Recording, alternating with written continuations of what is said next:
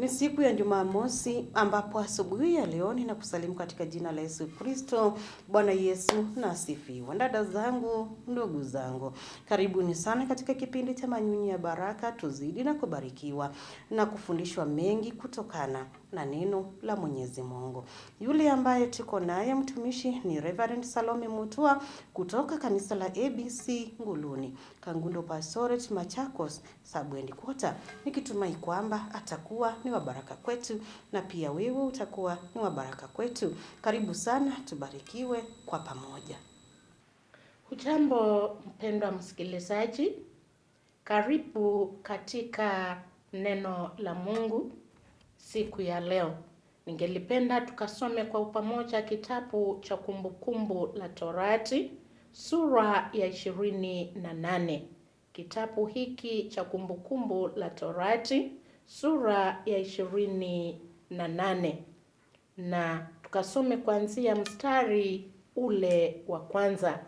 Neno la Mungu lasema, itakuwa utakaposikia sauti ya Bwana Mungu wako kwa bidii, kutunza kuyafanya maagizo yake yote ni kuagizayo leo, ndipo Bwana Mungu wako atakapo kutukuza juu ya yote ya duniani, na baraka hizi zote sitakukujilia na kukupata usikiapo neno la Bwana Mungu wako. Mfalme, na kushukuru kwa ajili ya neno lako. Ninaomba mfalme wetu ukaweze kujifunua kwetu kupitia neno hili. Nena mfalme, maana wewe ni Mungu unayetupenda na unayetujali. Katika neno lako tunafahamu na tunapata ufahamu. Wacha ukaweze kunena nasi, na ni katika jina la Yesu Kristo mwana wa Mungu tumeomba. Amen. Mpendwa, siku ya leo ningelipenda kunena kuhusu kufanikiwa.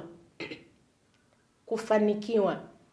Kila mmoja wetu angelipenda kufanikiwa katika maisha yake. Na kila mtu huamka asubuhi akiwa anatazamia kufanikiwa. Na kila mmoja wetu ananena kuhusu mafanikio katika biashara, katika ukulima, hata katika kazi ambazo tunazofanya. Kila mmoja wetu ananena kuhusu kufanikiwa. Lakini watu wengi wapendwa, hatujafikia kufanikiwa. Hatujafikia kupokea mafanikio ambayo tunanena ama tunatayarajia. Na wapendwa, siku ya leo ninaponena kuhusu kufanikiwa, ningelipenda kukupa mambo ambayo unastahili kuyafanya ili ukaweze kufanikiwa. Yale ambayo yatakufanya ufanikiwe, yale ambayo yatanifanya mimi nifanikiwe. Wapendwa, kuna mambo ambayo Mungu ananena kwa ajili yetu. Anasema ya kwamba utakaposikia. Wapendwa, ukitaka kufanikiwa, lazima jambo la kwanza uwe mtu wa kusikia. Watu wengi hawataki kusikia, wanataka watu wakawasikie, lakini hao hawataki kusikia. Kama ungelipenda kufanikiwa, kama ungelipenda kukutana na baraka, kama ungelipenda kukutana na miujiza, jifundishe wapendwa kuwa mtu ambaye unasikia. Na hasa tu sio kusikia, lakini kusikia neno la Mungu. Je, wewe Mungu unaposoma maandiko ya Mungu huwa unasikia vile Mungu ananena nawe? Alinena na wana wa Israeli akawaambia ya kwamba ikiwa watamsikia Mungu wetu ataweza kuwabariki na mibaraka zote ambazo zimeweza kuandikwa katika neno la Mungu. Lakini Lakini watu wengi tuna masikio ya kiroho lakini hatusikii. Wapendwa, jifundishe kusikia. Wapendwa, jifundishe kusoma neno la Mungu na kulisikiza ili ukaweze kufanikiwa. Usiwe tu mtu ambaye unapenda watu wakusikie, unapenda tu kuongea mambo mengi. Kuwa mtu ambaye utasikia neno la Mungu. Jambo lile lingine anasema ya kwamba ukiwa wewe, nasema ya kwamba utakapo sikia sauti ya Bwana Mungu wako kwa bidii, na sio tu kusikia. Tumeambiwa ya kwamba kama utasikia kwa bidii. Neno hili bidii ni neno ambalo mtu unatia nguvu zako zote, mawazo yako yote. Ni jambo ambalo unalifanya kwa nguvu, sio jambo tu ambalo unalifanya kwa ulekevu. Usikie na usikie kwa bidii, usikie kwa nguvu, usikie kwa mwili wako wote, mawazo yako yote ukayaweke katika neno la Mungu. Unaposoma hilo neno, weka masikio yako, mawazo yako pale, ukasikie kwa bidii, kwa nguvu. Na anasema jambo la tatu ya kwamba na kutunza.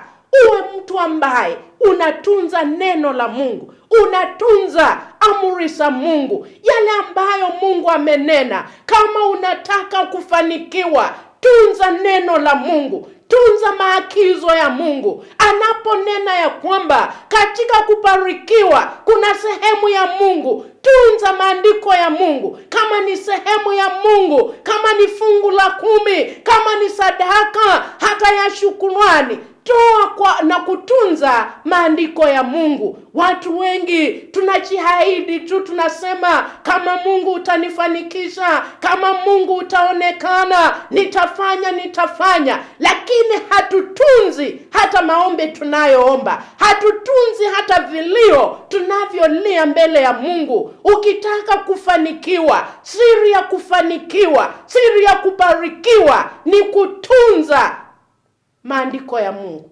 kutunza neno la Mungu vile linavyosema, vile Mungu anavyokuamuru. Wapendwa, fanya hivyo na utabarikiwa na utafanikiwa. Hakuna njia ingine ya kufanikiwa. Watu wanaona ya kwamba kuombewa ndiko kufanikiwa. Ukipakwa mafuta utafanikiwa. Ukienda kanisani ufanye mambo makubwa utafanikiwa. Hata uyafanye, kama hautunzi neno, yote ni bure. Kama hausikizi sauti ya Mungu, yote ni bure. Kwa hivyo siri ya kufanikiwa, siri ya kubarikiwa ni kusikia sauti ya Mungu na kutunza neno la Mungu na kisha kuyafanya maagizo yake. Kuna mambo ambayo Mungu wetu ametuagiza ili tukaweze kuyafanya.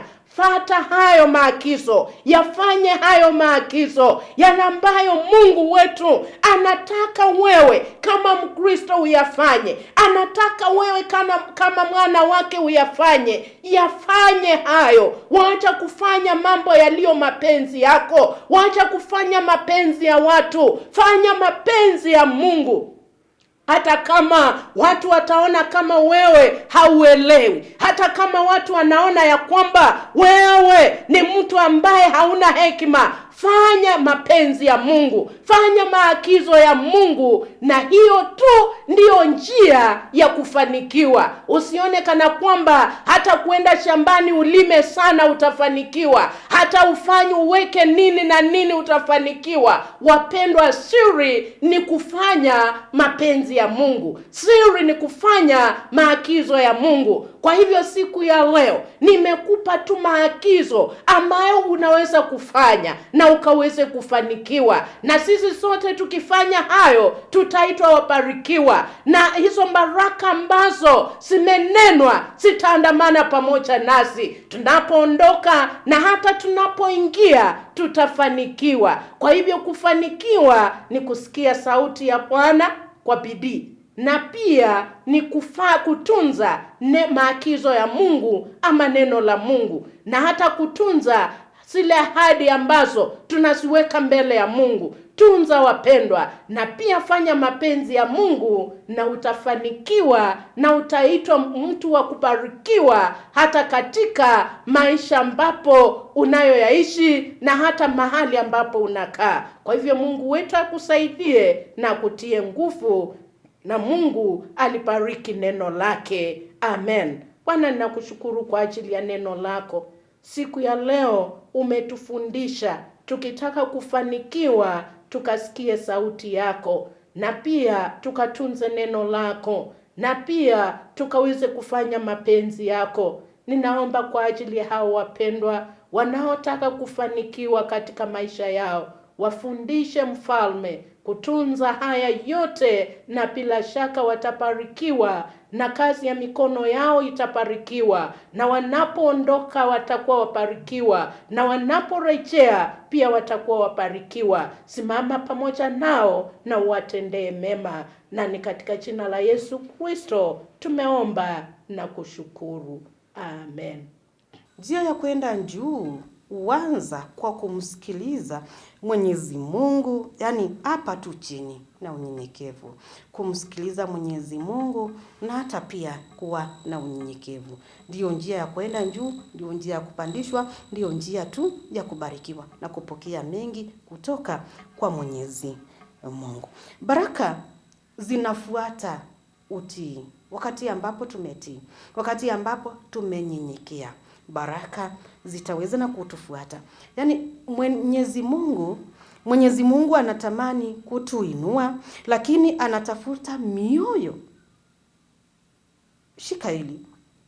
Mwenyezi Mungu anatafuta kutuinua, lakini anatafuta mioyo inayomsikiliza na kufuata maagizo yake. Tusikilize, sio tu kusikiliza, lakini pia tukaweze na kufuata maagizo yake.